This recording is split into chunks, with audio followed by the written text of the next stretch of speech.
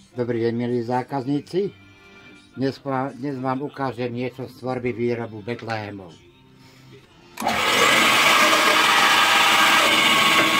A takto si ich vypívime.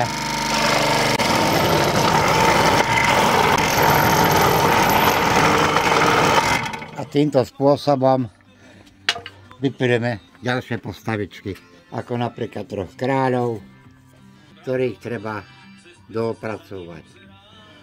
Nožičkom vyrezávať, vybrúsiť, kváričky porobiť, na kravičke vyvrtať, dierky obrúsiť, vyrezať, urobiť rohy, uši a celkový výsledok je potom takto.